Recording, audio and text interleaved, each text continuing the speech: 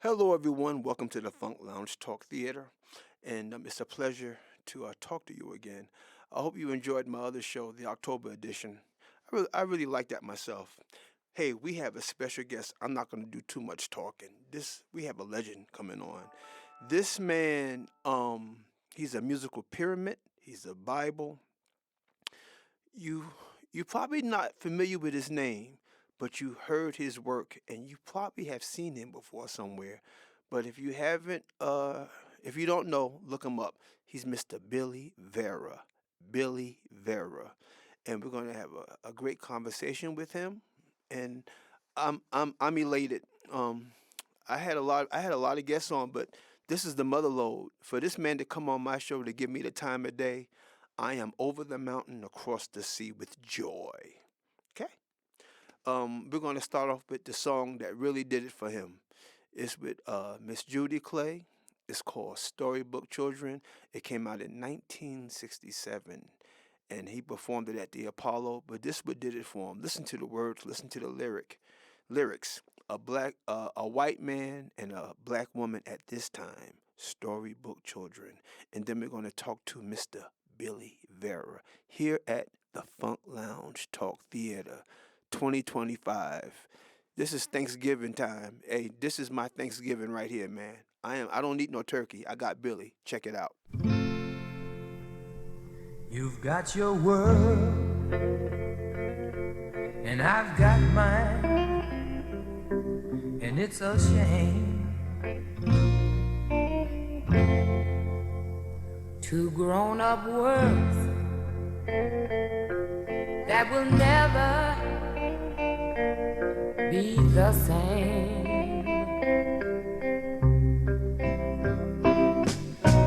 Why can't we be like storybook children,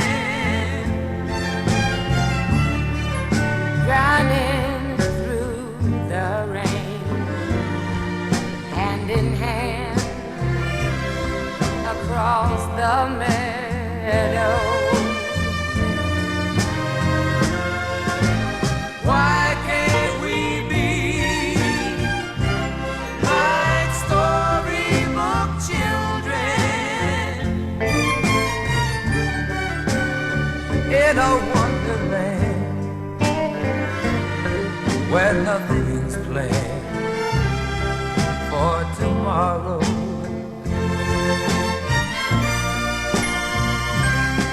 You've got his ring, you've got his heart, you've got his baby. And Billy, it's too late to turn away and start all over again. Oh no, don't tell me it's too late, baby. Why can't we be like storybook children, running through the rain, hand in hand across the meadow? Hold my hand one more time. Why can't we be like storybook children in a wonderland where nothing's planned for tomorrow?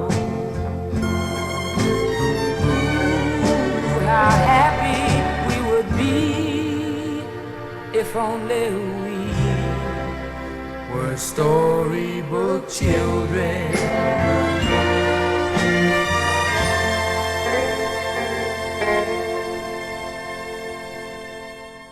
Okay, and now, ladies and gentlemen, here is the man. Oh God, you know what? I'm like a little white girl in the '50s looking at Elvis Presley right now. I mean, I'm shaking. I mean, this is. I met Prince in my life. I met people. I come from a show business family, so I met everybody. Ethel Merman. I met Bert Law. I talked about this in my other show. Who did the Cowardly Lion? Jimmy Durante. I said, remember I was talking about Buddy Rich, how he bought me a Yoo-Hoo when I was downtown. I met so many people, but this is personal. This is so deep, man, because um, mm, I've been shaking all week, man, because I remember this beautiful man blowing minds. This man that you heard his song Storybook Children. Everything this man has done. I first saw this beautiful spirit when I was 6 years old. Oh my God. We were at the Apollo, and I saw this man blow black minds. Never seen this shit before in my life. Never. And I'm one of those kids. I'm an old-fashioned spirit. When I was little, I was grown. You know, most kids feel that way. When they're little, they don't know they're little, and they think they're grown because they may be around too many grown people, and then they start adapting the atmosphere of the place. You know, they become what they're around. And Billy Vera and I have so much in common, so much in common when it comes to being children of art, of people in the arts.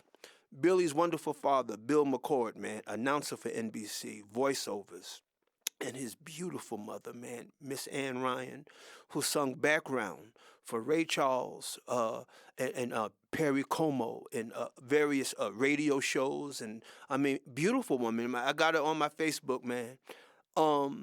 Billy came from a house like that, raised in California, but then, you know, like most artists, they move elsewhere. Then he was raised in New York. And ladies and gentlemen, with no further ado, the man, the pyramid, the Bible, ladies and gentlemen, here at the Funk Lounge Talk Theater, Mr. Billy Vera. How are you, sir? Hello, Rex, little 6-year-old Rex. How Oh, you doing, little brother? man, Billy. Let me ask you this, Billy. You're deep. You're deep. Uh,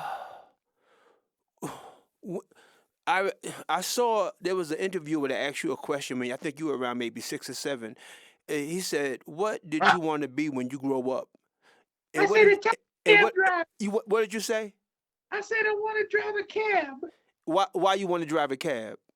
I don't remember. I was 6, 7 years old, No, man. you said because you like the color. Oh, that's right. I like the color of the cab. That's Yeah, right. yeah. You said you, But and that's deep for a child to say that. we were new to New York at that time, and I had never seen a yellow cab. And where were you at, Billy? With Connecticut? Where were you? No, I was born in Riverside, California, about 70 miles east of Los Angeles. My dad was stationed uh, in what they used to call the Army Air Corps base. He was a bomber pilot, World War II. Mm. And so we were born. He got hurt. They were going to ship him off to the South Pacific, and they were driving him down to San Diego. And some kid threw a rock at the car and put Mm. my daddy's eye out. Mm. Find it in his eye from that point on, in one eye. So anyway, we after that, after he got out of the hospital and he got out of the Air Force, the station that he had worked at prior to being in California, which was WLW in Cincinnati, and so they offered him his job back. So we were there for about 5 years. And then we came to New York when I was about 6, I think, 6 or 7, I guess. And we lived in a hotel for a while, and then we ended up in Mamaroneck, a little apartment there. Oh, Mamaroneck. Uh-huh. Okay, that's not too far. That's not too Just far from Scarsdale. exactly one year we lived there, and then they they figured that, in those days houses were not very expensive. I think they told me that they paid $22,000 for a house in Greenberg. That's a lot of money back then. Oh yeah, man. Some people didn't make 22,000 a week. Right, right. Billy, You didn't get my joke, dude. you know what? Let me tell you something. You are a comedy machine, okay? Believe me, I got your joke. It just wasn't funny. Anyway, Billy, I'm sorry. Thank you, Mr. Billy, Billy, you're Oh, too much. Billy, Billy, check this out, man. Um, okay, so you're not that kid anymore. You around 1956, Mr. Vera. You're 12 years old. That's right. The movie Rock Around the Clock comes out. Bill Haley in the comments, Tony Martinez, Freddie and the Bell Boys. Freddie Bell and the Bell Boys. Freddie Yeah. Bell and the Bell Boys. Let me ask you a question, Mr. Vera. What did that movie do for white people? Well, it drove them crazy. Children, teenagers. Right.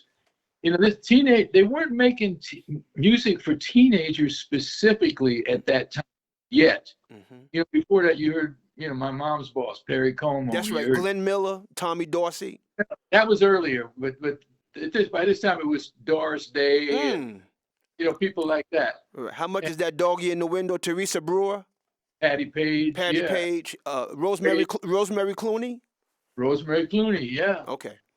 She came out of Cincinnati too, WLW. Rosemary Clooney, Doris Day, the Mills Brothers. Yes. All came out of WLW. It was a very important station. It could be heard from Toronto to Brazil. At that time, huh? That was deep, man. For their signal was very deep. How about that? Yeah. Did your mother ever sing with Mitch Miller, Follow the Bouncing Ball? No. You said no. You said no. No. You said no. Not that she was too hip, but no, she got this gig with Como, and this was the other Ray Charles. The original Ray Charles had a choir, the Ray Charles singers, and so my mother became one of them, and that was her gig. She sang on Como's hit records, Catch a Falling Star and put it in your pocket. Yeah. Wow. Hey, let me ask you this. Your father. Now, okay, check this out. I'm peeping you too, because you're rare. You're one of those rare ones, Mr. Vera. No, you're deep. I peeped you for a long time, man. Billy, you are the first white black man I ever met in my life. I never met because most white people, you can tell they fake their blackness trying to be hip, but they put on a pair of sunglasses, they become the Blues Brothers and shit like that. Yeah, that ain't it. That ain't it. But you are the first one of your kind. Justin Timberlake is a white soul brother. His face, he's from Tennessee. He smells black music. You can tell the way he came up. Robin Thicke is in Alan and Robin. I know you know both of them, the family, because you know everybody. Let me ask you, Billy, do you have a picture of the first slave playing a banjo, knowing you? Of the what? The first slave. Do you have a picture of the first slave playing the banjo with his foot? No. You said no, but no, because Billy, you know everybody. You know. Oh, you know everybody. You know Jimmy Durante. I love Jimmy, man. I love him. But Jimmy, I'm sorry, I was at Jimmy Durante. But Billy, I don't want to. Okay, let me ask you. Okay, let me go back to your dad. What was in your dad's record collection? Did he like music? I loved music. My dad didn't buy records. My mom did bring home records. She brought home records by, the stuff of her when she was a teenager, like before Tommy Dorsey, Benny Goodman, Duke Ellington. She brought me. I fell in love with Duke Ellington from her album my mom brought home, called Duke Ellington Uptown. Take the A Train. And she brought home Nancy Wilson records, Nat Cole, all these great records. So my mom had hip taste. Okay, so the reason why I'm asking, because this is like I want to find out the making of Billy, because you said she brought home. Okay, no, your father said your father wasn't that deep into it. No. So you're more into your mother when you're coming up, Billy. For your mindset, you're more into your mother's vibe. Yeah, I was a mom. In a sense, she was the one that my dad didn't like. They worked him so hard at NBC, all hours of the day and night. He was one of those guys. And now the NBC Nightly News. One of those guys. And so he didn't like to go out. And so whenever my mom wanted to go to a movie or a show or Broadway show, I was her surrogate date. Everything, man. I saw Damn Yankees. I saw West Side Story. I saw Funny Girl. I saw all that because of my mom. My mom needed a date. Billy, there you go. We have so much in common. My mother and father seldom went out together because my Mhm. father was always playing in the clubs. There you go. He did. Why would he go out when he's Billy? Why in the hell would he go out when he's playing in clubs? He don't have no thrill to go out. And plus, he's sexy. He's No, playing the B3. Where's he going to go to? He's in the club already. he want to take a rest, man. He want to take a rest and watch his damn soap operas. That's right. And you know what? I still watch Young and the Restless every That was day. his favorite show. Yeah, man. that damn Victor Newman. Victor, that's my man. That's my main man. I love him. Nice. You know, and now, you know, Phyllis, who hasn't gotten none in a long time. She just got, you know, laid the other day. Billy, how do you have time to watch a soap opera as busy as you are, even now? It's only an hour out of my day, man. You Right. know? That's Yeah. funny. But our moms, man, my mom took me everywhere. That's how I saw you, Billy, at the Apollo. There you go. I mean, she Well- took me, and then I had my cousin who was on Broadway, Lavinia Perry. She was with the Alvin Ailey Dancers. Oh, So no, then I had that lifestyle, and then my cousin Rod Perry, who was in SWAT, her husband. Uh-huh. That's how I met Ruth Buzzy, Robert Klein, and Leonard Stillman's New Faces. Oh man, you got to meet them all. Oh, I got to. I was in it, and then I was in my father's life. So my cousins don't like me because my cousins are very jealous of me because I had a full life, and I had cool men, and they were nice men. I had good looking men. I mean, just good people, man. Just going. I mean, there's nothing like being a kid in New York, man. That's true. Right, Billy? Broadway shows, movies, the energy of the people, the music. Oh, Billy, come on. You know, bro. It was all there, man. It was Whatever all there, Billy. Billy, it was all there. But, Billy, back to you, 12 years old, 1956. Let me ask you a question, bro. What's your take on Bill Haley? Is Bill Haley rock and roll or is it rockabilly? No, he's not rockabilly. Rockabilly is more. He was from the Philadelphia area. Mm. So rockabilly, you got to be like Memphis. You know, you got to Okay, be 10-4. Uh-huh. That- Okay. Whereas but there was a genre, Mm. if you will, that Haley was part of. Freddie Bell was one. The Traineers, if you remember. Oh yeah, them. I know. I'm cool with Skip Trinity in Vegas.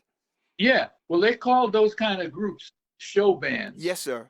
And they were playing these nightclubs, and suddenly, I don't know if it was suddenly, but it evolved into a sort of a white version of black music Yes, sir. that appealed to white teenagers Mm-hmm. for the first time. And so, like, this was very exciting to teenagers. Now, I didn't get that from Rock Around the Clock, but I did see Chuck Berry on American Bandstand, and I said, I want to be him. Did Chuck Berry do it for you? He really did, but even more so, that led to actually the first time I ever went to a record store with my own little money. I had $3, and you know, I mowed some lawns or shoveled some snow, whatever I did to get me $1. And I go to a record store in White Plains, and I bought Blueberry Hill. Fats Domino. I bought Honky Tonk by Bill Doggett. Mm.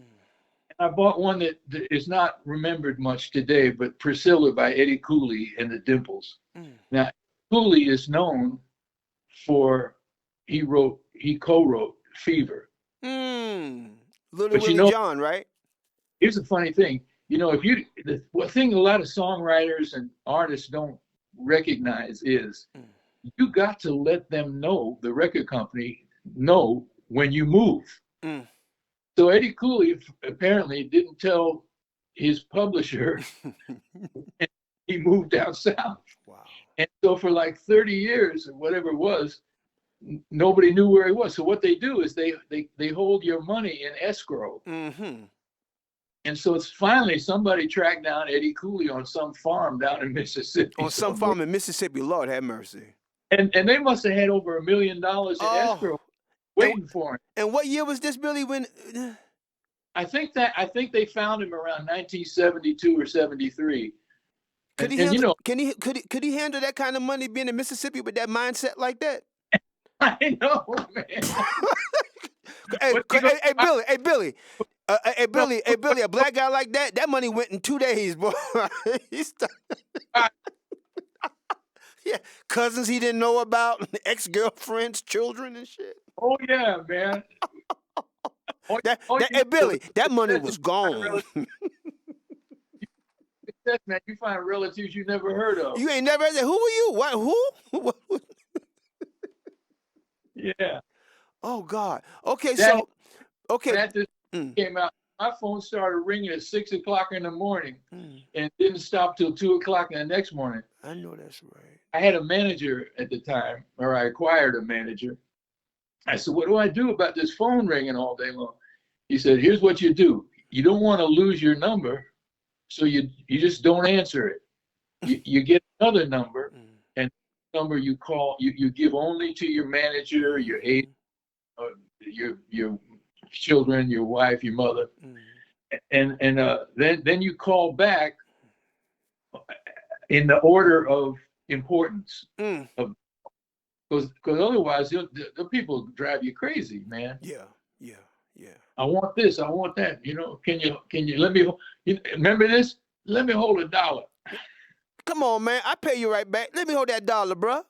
Let me hold Let me hold that dollar, man. Come on, me. Come on. I know you can do it. I know it. Then they get mad. Come on, man. I know you got it on you. Come on, man. Yeah. Let me hold that dollar, bruh. You know the game. Billy, but okay, so, okay, 1956, 12. I was 12. Check this out. Frankie Lymon was a big influence. Frankie, on oh, all, yeah. all of us that wanted to be singers in New York. Mm. We loved us some Frankie Lymon, man. He was God. He was the first one of his kind, wasn't he? Oh man, to this day, and I never saw a better kid act, and that includes Stevie. That includes whoever that young one is, Michael. Frankie was the greatest of them all, because when he started to sing the grown-up songs, which he did later on, he actually sounded like he knew what he was singing about. You know, most kids don't understand, you know, love songs, the depth of a love song, Right. but Frankie did, and what made him better than the rest. My father said he was an asshole. He was a junkie. Yeah. And my father said he would walk around smoking the pipe and shit. Oh man, my friend had a job of writing songs up at Roulette Records. Yeah. And Frankie, you know, would come up there, try to get some money out of Morris Levy, which was, you know, not going to happen. Right, especially with But- Morris. Morris don't play that shit, don't he? Yeah, one day my friend was up there, and Frankie came in, and somebody starts yelling, "Oh, that goddamn Frankie Lymon, he just stole my guitar." Mm. And they all ran up Broadway chasing after him. He would sell the guitar to try to get a fix, you know. Did you see that movie with the movie that was the actor that did you see that movie Why Do Fools Fall in Love with Vivica A. Fox and the actor, I forget his name. Yeah, you know, I mean, come on. That was you know who should have played Frankie Lymon? Who? Gary Coleman. Oh wow, yeah. Gary Coleman should have played Frankie Lymon. Oh, Lorenz Tate. He was too good looking. No. That movie was hard. It was hard. That movie was written in crayon. That movie was horrible. Yellow pads. Yes, sir. Yes, right. Yellow on yellow. Yes, sir. Horrible. You know, most of those biopics, they get it wrong. Oh, don't they? Ladies and gentlemen, and college kids out there, for those who's listening, this man here, let me tell you, he ain't no average. This man is a musical Bible. This man, you ever heard that expression, been there, done that? This is the man right here. He's not telling you nothing he read. He's giving you his experience. This man is the actual. For all you people that are born after, when you're born into the already, this man was already here. for those of you that's born in the last 30 years, and you are artists, musicians, if you're in the business, no matter if you're in this so-called entertainment industry called show business, this is a living legend. For this man to give me the time of day, let me tell you something. I don't need no. Hold on. This is the best Thanksgiving I ever had in my life. I don't need no turkey. I got Billy. I'm full. Don't you call me a turkey, Yeah. brother. you jive turkey. You jive. You know, I'll tell you. So that was me. I'll tell you another great influence on me. I don't know if you heard of this guy. You probably did because you're pretty hip. Is Jesse Belvin. I'm not hit. No, who's that, Billy? Good night, my love. Oh, pleasant dream. Okay. Love. May tomorrow be sunny and bright and bring you closer to me. That's, you know why I dug Jesse? He was subtle. Subtle. You know. Real smooth, like kind of like a Joe Williams vibe. Even more subtle than Joe. I recorded Joe. Hey, Mr. Vera, I'm sorry, Uncle Billy. Let me ask you a question, Uncle Billy. This is your black nephew talking to you. Yeah. When you did Room with the View, you did that. Did you do that specifically for Lou Rawls, or did you have Joe Williams or Billy Eckstine in mind? No. Here's what happened. Mutual friend. You know who Lowell Fulson is? Yes, my mother's very well. I think my mother dated him. Even my mother and father really wasn't married. Yeah. Well, a friend of mine, Paul Gayton, who was Paul Gayton was the first rhythm and blues star to come out of New Orleans in 1940. And he sort of adopted me when I moved out here to LA. Anyway, I was playing the Roxy in Hollywood, and he brought in Lowell Fulson to me. Man, didn't you and him write a song together, Billy? That's what I'm starting to tell you, man. If you shut the fuck up for a minute. Nice. I love it. Yeah. So anyway, so Paul says you and Lowell are great songwriters. You ought to get together and write something. Down to his house, and he's in there watching General Hospital with the sound turned off. And Lowell, he fancied himself a businessman. So he said, there's this band up in New England called The Room Full of Blues. He said, something called Room Full of Blues. Maybe they'll record it. So we did. We knocked it out in about 20 minutes. I went home, and I'm making my dinner. And I lived in a little garden apartment on the second floor. And across the courtyard lived this fine blonde actress who shall remain anonymous. And so I'm cooking my pasta fazool, I know that's right. You know that's right. Because I'm looking across the courtyard out my window, and she comes out of the bathroom, man, out of the shower. And I'm looking, man. She goes through the kitchen. She walks through the living room, man. I'm going, wow, I got a room with a view of the blues. I know that's right. And I called up Lou. I said, Lou, we got to change the title of this song, man. The Room with, and he liked it. So the first guy that recorded Room with a View was a guy from New Orleans called Johnny Adams. They called him the Tan Canary. A good singer. And then when I got the gig to produce Lou Rawls, I said, man, this would be perfect for Lou. And he loved it, and he did a great job on it. And that's how that happened. How was it working with him, Billy? Lou? Yeah. Lou was had a great voice, and his manager told us, just listen, he don't trust a lot of people, but if he trusts you, he'll be easy to work with. So I got with him, and I talked to him, and he recognized a brother in me. Dig it. And so we got along fine, and he never gave me any crap about what songs I picked for him. He only once did he pick a bad song. He went to see a Broadway show, and suddenly got the idea to do this lousy Broadway. So my friend that I was producing with, he said, look, man, he's been so good to us. Let's throw him a bone. Let him do this song. That was on the second album. But anyway, Yeah, he was great, and he worked quickly. Mm, The only thing that I noticed, and you notice this stuff when you work with somebody, mhm, you know, his thing was songs where he wins. You know what I mean by that? mhm. You'll never find another love like mine. Dig it. Your good thing is about to end. Mhm. He likes to win. He like, mm, But I gave him a great song that I wrote called "If I Were a Magician." mm, In that song, he's the guy that loses the mm. girl, and man, it was hard to get a performance out of him because he don't like to go there. He don't like to Oh lose. my God, he's that kind of guy, huh? Yeah, it's not that he could. He No, does. he's just that kind of person, man. I mean, He I, tried. Yeah. So anyway, so we took him to dinner after that, mm. and then we got him drunk. And then the next morning he comes in with a hangover, and he showed a lot of vulnerability, and he did a great performance on the song. But you know, I hate to have to manipulate somebody like that, but sometimes you have to manipulate your artist. Well, as a producer, right, exact. Hey, as a producer, that's what you have to do. I mean, Yeah, producer, artist. I mean, you have to bring whatever you have to do, not whatever, but within reason.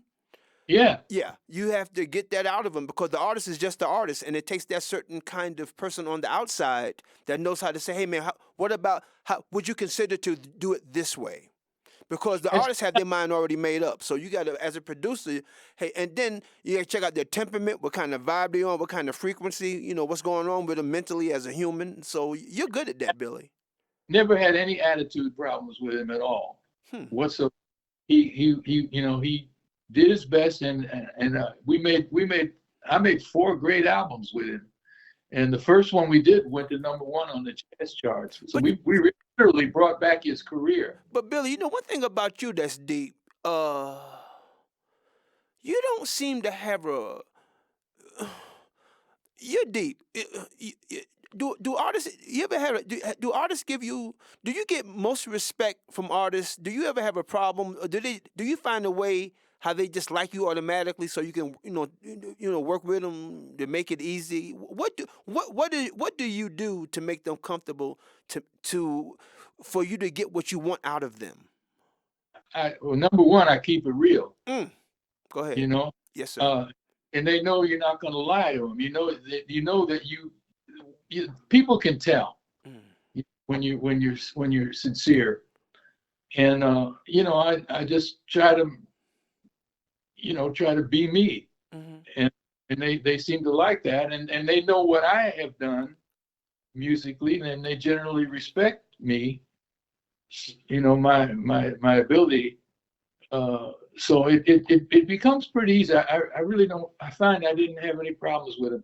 There was a period, a low point in my career, and this was when I was hanging around with the Cravers a little bit more because I had no record deal. Hold on, I don't want to wait. I don't want to go there yet because this is when I knew you. When you at that low point, that's when I knew you.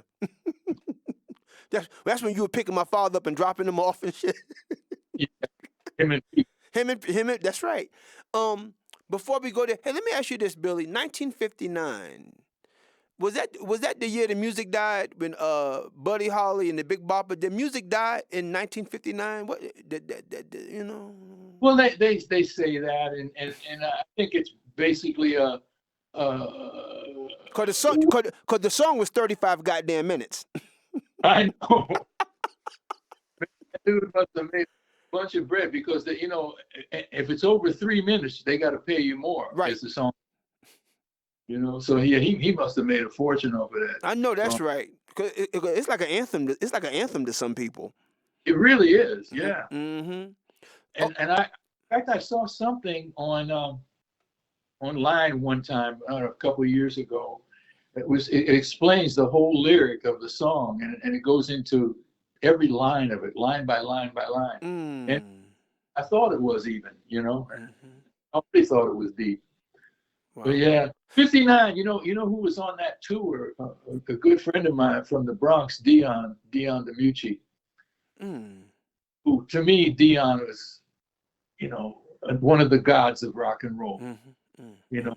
Run Around Sue and Oh, all those. oh, that's him. Run Yeah, around man. Sue. Okay. The Wanderer. Yeah, yeah, Dion. Oh, yeah, Dion and the Belmonts, right? Not Dionne Warwick, Dionne the Belmonts. Yeah. Yeah. I Okay. Mm-hmm. don't know why I love you like I do. Yeah, yeah. He's still out there doing it, man. It real check. Oh, Dion, check him out. And he's older than me. How about that? You know, he came. We were playing at a place in Hartsdale called the 1220 Club, Mm, and it was one of them bucket of bloods. You know, there was a brawl there every night. right. And when he had Run Around Sue, he moved up from the Bronx and bought a house up near me for his family, his parents Mm-hmm. and sisters. He had two sisters, Mm-hmm. and the sisters used to come to see the band all the time. They danced right in front of the band with this other girl named Marion Carpenito. She was an Italian girl from the Fisher Avenue projects in White Plains, and they would dance and they went home. They said, Dion, man, you got to go down to 1220 Club. You got to see this guy, Billy Vera. I said, man, he's the real thing, man. So he comes in the club, and it's like Sinatra walking into the 1220 Club, you know. Mm-hmm. Mm-hmm.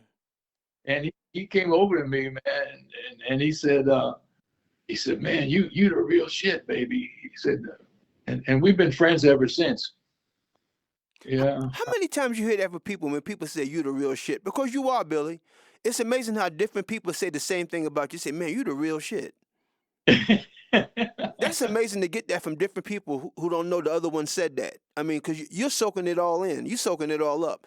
And all through your life, Billy, you have various people say to you, man, you the real shit. How does that make you feel as a human? Makes me feel great. It makes me feel that I have accomplished what I set out to do. Dig it.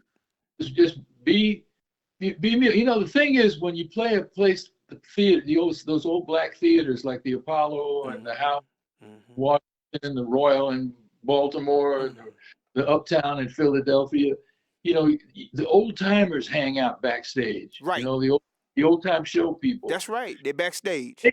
They saw it as their obligation to teach us young ones the ins and outs of show business. Right. And one of the first things they ever said was, they said, if you ain't different, you ain't shit.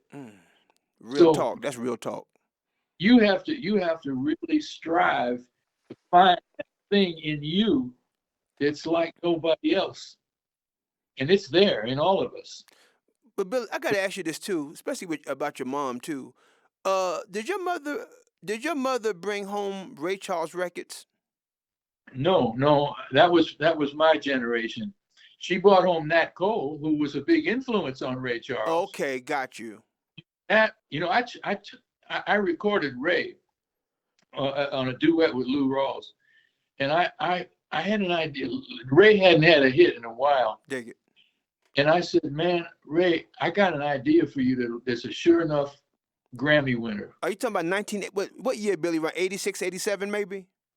89. Okay. 89. And I said, Ray, and I went to Blue Note Records that I was recording Lou Rawls for. And if I can get Lou Rawls to do this album, will you finance it? You know? Absolutely, if you can get him to do it, but he don't like to do other things. So I said, Ray, I said, who is your number one influence, your idol? He said, Nat Cole. I said, right. I said, how about Ray Charles sings Nat Cole? I said, dig this. We'll do 3 sessions, one with just the trio. You know, like Nat Cole, King Cole trio. Oh yeah, yeah, man, they were awesome, dude. It'll be you on piano. Dig it. I'll get George Benson to come and play guitar. Oh, come on. You doing it like that, Billy? Be careful, bro. Be careful with that. God damn. I recorded George. And and then I said, then the session number 2 will be with strings. And we'll do the things like Mona Lisa and songs like that. Dangerous. And third session, you know, in those days you could do 4 songs in a 3-hour session. I said, third session, we'll use a big horn band, you know, like a Count Basie type band. That it'll be. I said, I guarantee if you do that, it'll be a Grammy winner. Man, I tried to talk that old geezer into doing that album, and he said, "Oh no, man." He said, "When Nat does a song, it's done. Nobody else can do it." So I said, "Don't bullshit me, Ray." I said, Ray didn't believe in his own talent like that he can take it to another level. "I'm telling you, man." I said, and here was my argument, and it should have worked, but it didn't.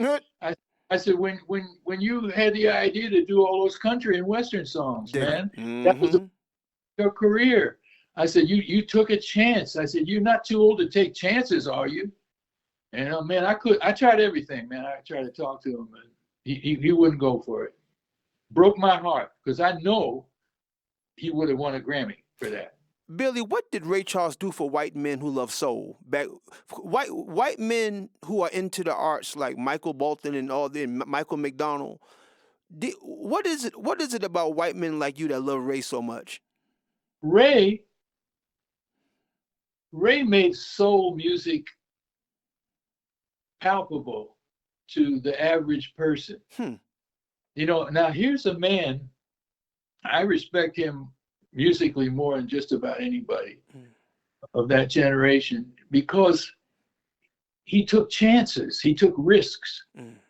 You know, he did country and western. Then he turned around and do a jazz album, and then he turned around and do an instrumental album, and then he'll do an album of standards like Georgia on My Mind and Ruby and all those beautiful, you know, George Gershwin type songs. In other words, he didn't let himself be cornered into one thing, you know. And it took him a while. Don't forget, when he started recording, he was like 19 years old. So he was copying his idols, like most young people do. He copied Nat, he copied Charles Brown, and he made a living doing that. He eked out a living being a second string Nat, a second string Charles. But he recognized early on that was a dead end. You can only go so far copying some people. I think too, Billy, with him being blind, he had like another sense to go within himself and go somewhere like Stevie Wonder, like blind, them blind folks that play piano back in the 1800s and shit. They got like another level with themselves, man. Yeah, you're right. You're right. They be hearing some other shit. Well, you know, but here's what happened to Ray. You know, I studied him with a magnifying glass. You know, he was living in New Orleans for a while, around 1953, and so he's doing every little gig, club gigs, whatever he could do, making a record once in a while. He gets hired to play piano on a session in New Orleans by a guy named Guitar Slim. Is Professor Longhair down there at that time too? Yeah. Okay. Yeah. But Professor played his own piano. Dig it. But anyway, so Ray arranged the horns on this song called "The Things That I Used to Do." And see, Guitar Slim sang in a style that was pure gospel. And Ray never sounded the same after that session. He got the idea to throw a little gospel in there. And the next record he made was "I Got a Woman." And that is when his career took off. Hey, Billy, when that song "I Got a Woman" came out, what did that do for people at that time? And that, you know, go ahead, bro. I'll tell you, a lot of black people, church people, dig it, did not go for that. Dig it. They thought he was doing an abomination. Yeah, because they heard gospel in it, correct? Yeah, and you know you're doing these filthy love songs too. That's the devil's music at that time, man. Devil's music. Yeah. Yeah. You to hell, Ray. You're going to hell. Yeah, quickly. Go down that shit. Right. You know? But that's what made his career, man. That's when it became soul. And then him and Horace Silver. And that whole soul movement came pouring out of these people that it had been percolating in black people for all these years, that they could now express themselves and be accepted by non-church going black people and hipper white young people. Billy, I got to ask you this too about you. Your father's an announcer. Your mother was working. Who was keep? Did you have a black housekeeper? No, no. Because you know We why I asked that? Because most of my friends in New York back, like, I came up in the '60s and early '70s. Most of my white friends always had a black housekeeper. And for you, because you got your rhythm is very black in your whiteness, Billy. You're not, like I said, you know how you can go in and out. You can be a white man and you can be a black man, but your blackness is in. Like I said, I can't get over you because that's why they say you the real deal. You blow Yeah. black people's mind by being you, cause you are a white black man. I want to know you being a Mamaroneck, White Plains, all that. Where did your blackness come from? Where, because Billy, you are in it. Billy, you in it. You are in it. It came. You see, most of the people I knew were either Southern Italians or they were black. Southern Italians are the same way like black people. Hey, man, I'll tell you a funny story. Kind of sad at the time. My high school girlfriend, Pam Pecora, was the most beautiful girl in White Plains. And her father, of course, you know, he didn't dig guys because he had two beautiful daughters. Dig that. Right? I ain't mad at him now. He was Italian, man. I know that's right. Yeah. And so one night I go over to pick her up, take her to the movies, you know, and the father liked me. Well, Bill, you was a good looking dude, bruh. Well, he didn't like me because I was good looking, but he liked me because my mother was on the Perry Como show. Okay, 10-4. Because I was hip enough to talk to him about Sinatra, who he adored. Dig it. So he liked me. So I'm in there, you know, talking to the father, and all of a sudden, the doorbell rings. This kid from up the street, Russell Street, is on a hill to pick up the sister, the younger sister. And I recognized the kid. The kid was Sicilian. Now that, you may or may not get the meaning of that. No, but Sicilian are almost like black people. That's what I'm saying. Exactly. So I know what time it is, bro. Take this. The father looked at the kid and he recognized him. He says, "Rosalie, what the hell are you thinking? Bringing this?" Yeah, he got kinky hair. Did he call him a nigga? Be honest. I will. If you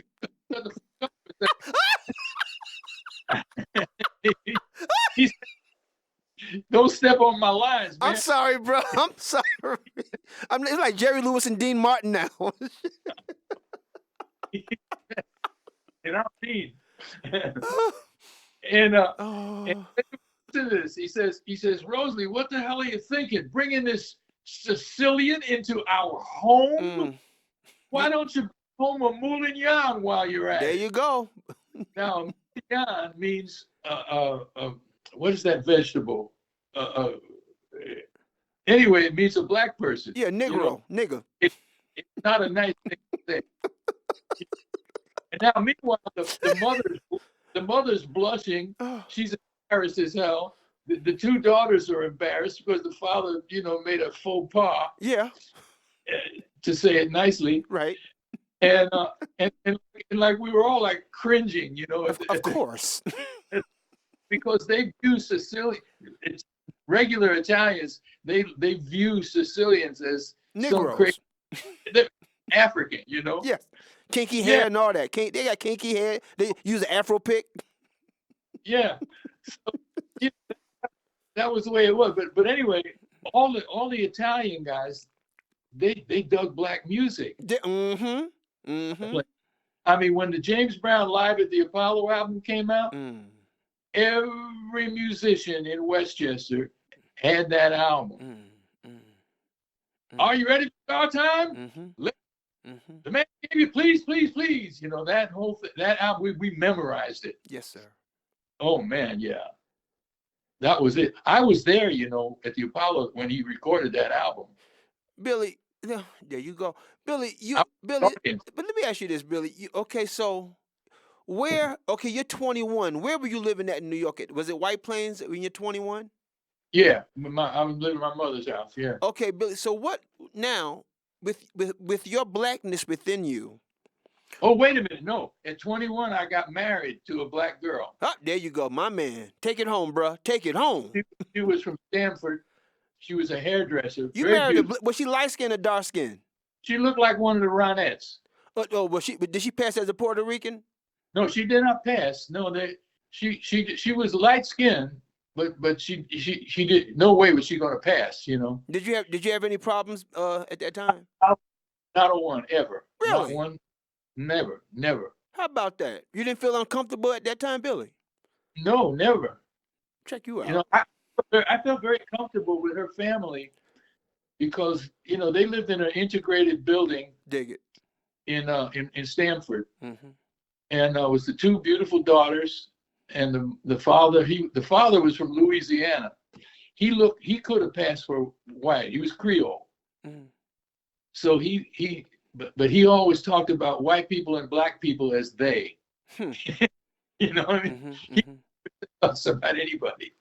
He was a funny old guy. He had a real Louisiana accent, and he worked in a factory in Stanford, and he'd come home around after work, and he'd walk in the door and he'd say, "Fine, and you?" Before anybody said anything to him, he walk in, "Fine, and you?" Fine and you. Fine you. I was Freddie Young, man. I loved him. And the mother, she was from North Carolina. Mm. She was like the color of a Hershey bar. Smooth chocolate. Smooth chocolate. And lovely church-going lady. And she loved my ass, man. And she made the best apple pie. To this day, I never had apple pie as good as hers. Billy, do you eat chitlins? Yeah. I know that's right. You're a white man. Billy, you are a white Negro. You know, Billy, you can go to a Farrakhan rally and fit right in. you know, Paul Gayton, I told you about. I was when my record was hot. I went to his house on New Year's Day, Mm-hmm. and he and his wife were both from New Orleans, and the wife made black people eat chitlins on New Year's Day. Hell yeah, and black eyed peas and rice and shit. All that shit, yeah. Right. And that was the day I got to meet one of my heroes, Arthur Prysock. Oh, you met Red Prysock's brother? Yeah. Arthur. I could do Arthur, man. You want to hear? Yeah, please. Wait a minute. Let me pick the right song. Yeah. Let me pick the right song. Wow. Oh shit, man. Why can't I think of one? Oh man, it'll come to me. I'm sorry. E.B. Tide? I'm having an old man moment. E.B. Tide? No, I ain't tired, man. My mind is not working right now. Well, but Bill, no, you're not no old man. You know, you're just a damn Bible. You got so much story in you. So I mean, please, it's not talking about the old man bullshit. You got a lot of story in you. Arthur Prysock, he did a remake of "In Love Is New," in the '70s. He also recorded "At This Moment." Are you serious? Yeah, big thrill. Unfortunately, his voice was kind of gone by that time. Wow. But it was a thrill because I'm a big Arthur Prysock. Man, I know black women back in the '60s. Man, they play Arthur Prysock and they have scotch. Dude, my mother had 2 Arthur Prysock albums. That's how I got hip to him. Yeah, man, he got a very beautiful, rich voice. Beautiful voice. Beautiful. It's like a Cavassier champagne. Oh yeah. He was so handsome. Mm-hmm. And so what could have he looked like a light-skinned Tom Selleck. Yes, he was. That's right. He was so handsome that he could have lost all the men in the audience. They could have hated him. But he was the singer in his early years with Buddy Johnson's great band. You know, Pete Holman played with Buddy Johnson. I didn't know that. Yeah, he told me himself. I was very close to Pete. Man, I know you were. Now, now let's do it. Now speaking of that, let's do this.